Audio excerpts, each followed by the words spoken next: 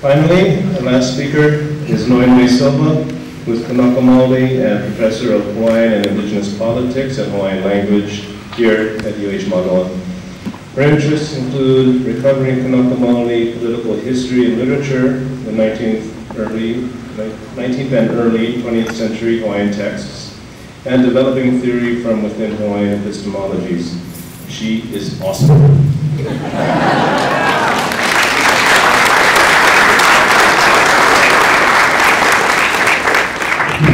Apparently not a cool guy.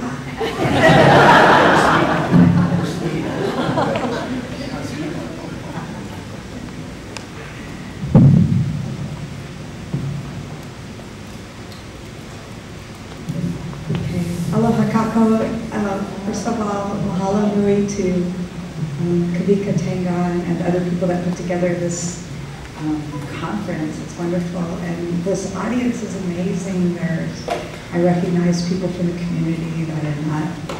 This is not just an academic event, which is characteristic of ethnic studies at the University of Hawai'i throughout their whole 45 years.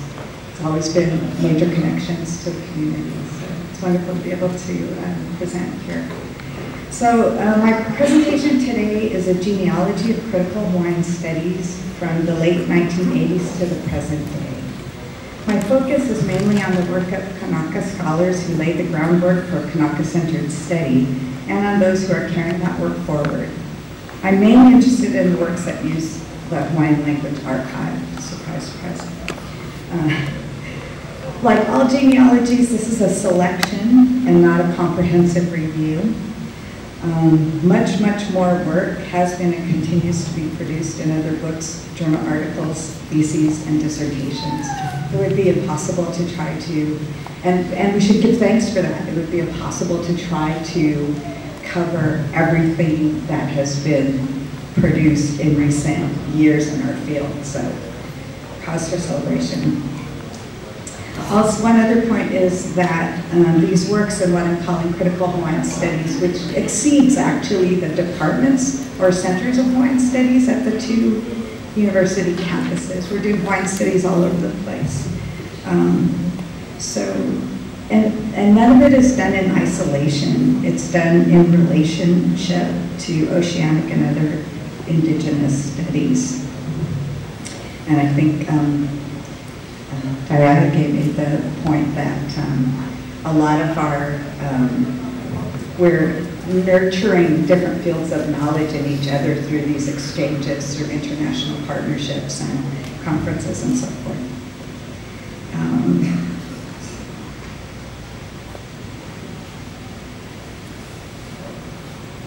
Okay, so I'll start with what I'm calling a first generation. The cultural and social movements known as the Hawaiian Renaissance had an academic component. Pride and interest in Hawaiian culture, language, and history started to replace the acceptance of oppression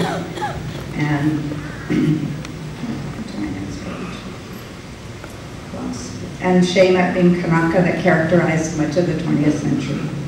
Academic activists, not a contradiction in terms, built the Center for Hawaiian Studies and the Department of Ethnic Studies, and expanded the Hawaiian language program to accommodate the thousands of people wanting to learn their native language. In the early 1990s, Lili Kalakame'elehiwa published the first work of Hawaiian history that grounded its narrative and analysis in Hawaiian epistemology. And I should make just a little parenthetical note there that this is the first one in English after we experienced the, I like that word, deculturation. Prior to that, there were many works from Kanaka points of view written by Hawaiians in Hawaii. The following year, Haunani Trask published From a Native Daughter, a series of essays describing Native Hawaiians' condition as colonialism and demanding Hawaiian sovereignty. These two wahine and mana expanded the curriculum of Hawaiian studies and worked tirelessly to expand the numbers of majors and general ed students in Hawaiian Studies 107. That's no small feat.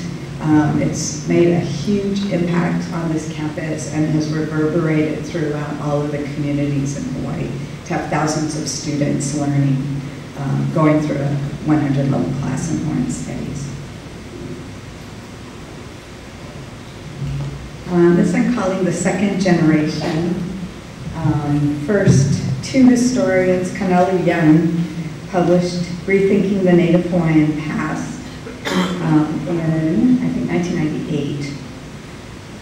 That book insists on the value of reading the Hawaiian Language Archive and focuses on lesser-known Kauka ali'i, that is, ali'i of ranks lesser than island rulers, so it's sort of from the ground up kind of a history. And then in 2002, Jonathan Kamakawiwa Osorio published Dismembering Lahui, which rewrites the history of the loss of sovereignty by tracing the evolution of constitutions and laws in the Hawaiian Kingdom era. Around the same time, actually I think it was like 99 maybe, Mānoa Meyer completed her dissertation arguing for taking seriously Hawaiian epistemologies, which are grounded in ancestral knowledge and which live on in contemporary narratives. That dissertation, which became the book and other essays of hers, the book Ha'olu, that idea of Hawaiian epistemologies has made a lasting impact on Hawaiian studies.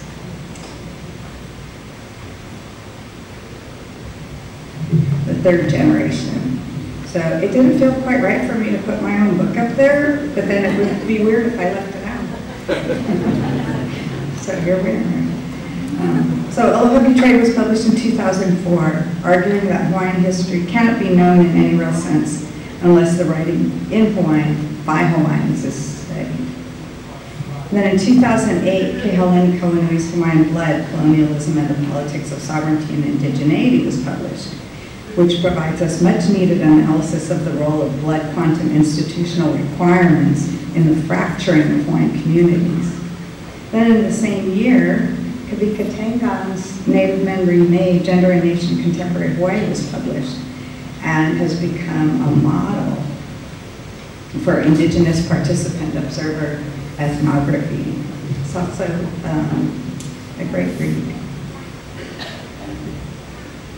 So you can see how much I'm leaving out. I'm skipping through these generations really quickly. Okay, so this is the latest generation, I guess sort of the fourth generation. So the last few years have brought a veritable cascade of Hawaiian academic books that draw on Hawaiian language sources or document their importance. In 2013, Noelani Goodyear Ka'opua's The Seeds We Planted, Portraits of a Native Hawaiian Charter School was published. Don't let the title mislead you. This book is not a description of a charter school.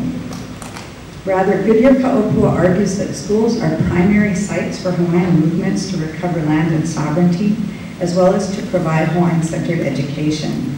She gives a different, more complete view of schooling in the Hawaiian Kingdom era.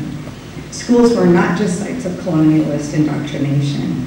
Her research shows that the vast majority of teachers were Hawaiian, and they modified the curricula to include Hawaiian knowledge. She also expands our conceptions of aloha aina, which she describes as, quote, a multiplicity of land-centered literacies. This book also reflects how Indigenous research practices and results are contributing to the well-being of our communities. The following year, Goodyear Ka'opua, with Ikaika Hesse and Kahuna Wright, published the edited volume, A Nation Rising, Hawaiian Movements for Life, Land, and Sovereignty. It brings together the photography of Ed Greevy with essays by activists and academics. One of the brilliant achievements of this first ever book on various Hawaiian movements is the ability of these young editors to pull together essays by people with clashing political views. The introduction by Goodyear Ka'opua is a tour de force framing how these disparate views fit together to forward Kanaka Maoli goals of cultural, political, and linguistic resurgence. Her research and deep understanding of our language serves as a basis for a section on the Hawaiian term ea. And this is a quote. The word ea has several meanings. As Leilani Basham argues, each utterance of the word carries all these meanings at once. Ea refers to political independence and is often translated as sovereignty.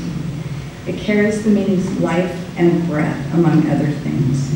A shared characteristic in each of these translations is that Ea is an active state of being, like breathing. Ea cannot be achieved or possessed. It requires constant action, day after day, generation after generation, end quote. Ea also means to rise, and it was a framing concept for the volume and the inspiration for its title.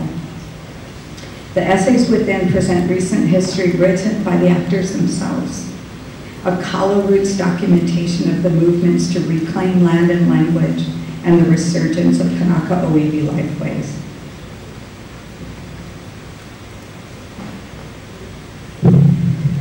Last year also brought Kamana Maikalani Beamer's No Mako Kamana, Liberating the Nation. Beamer uses his training in geography and Hawaiian language to recast the history of the Hawaiian Kingdom, roughly 1840 to 1893. He convincingly argues that Hawaiian elite were the agents of change in the development of the kingdom's government, constitutions, laws, and land policies. He presents an indigenous Hawaiian geographical analysis of land boundaries in that period. He argues that the Hawaiian Kingdom era should not be considered a time of colonialism. Rather, the elite selectively appropriated Western institutions and ways for their own purposes and to benefit their people. Following closely after Beamer is Kapa Oliveira's Ancestral Places, Understanding Kanaka Geographies. This work arises out of Oliveira's work in Hawaiian language and in geography. She brings together the important ideas and practices of genealogy, both cosmic and familial, kinship and political structures prior to the formation of the Western self-government, performance cartography, and sensual geography. Oliveira illustrates many of her points with Olelo Noea, which she translates as wise poetic sayings.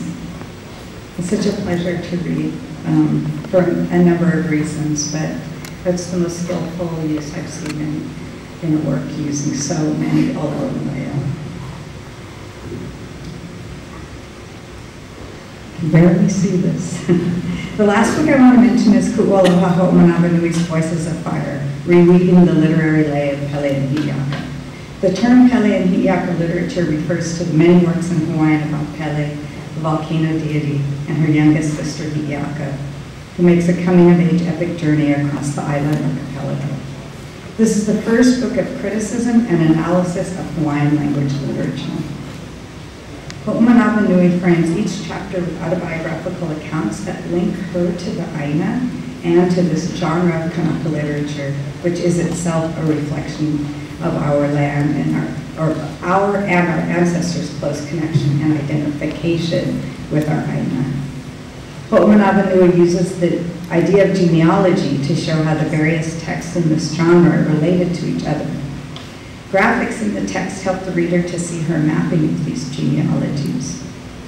Unlike many discussions of Hawaiian literature, Ho'omanawanui carefully contextualizes each of these texts historically and politically. In doing so, she reveals the colonialist nature of many translations in earlier times.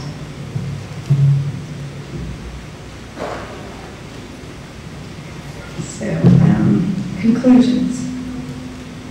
I presented here a genealogy of Hawaiian scholarship, roughly dividing works into generations.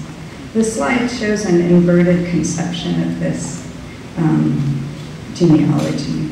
Each generation draws on the works of the previous generations, overturning some ideas, taking Kanaka concepts further, utilizing the works written by our kupuna in more thorough ways, each knowing that they are like another stream restored to bring much needed water to the Aina and to the greater sea of our resurgence as Kanaka Maoli.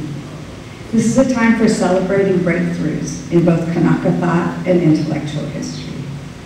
It's important to note that every one of these works details our Aloha Aina, our love of and identification with our land. This is characteristic of Hawaiian language literature and missing from many works about rather than by Kanaka authors. And it mirrors what Tai said about putting students in a position to reclaim ancestral knowledge. So this year, for the first time, I'm able to teach a class on contemporary Native Hawaiian politics, and every single source, except maybe one, of 16 weeks of curriculum is written by Hawaiians.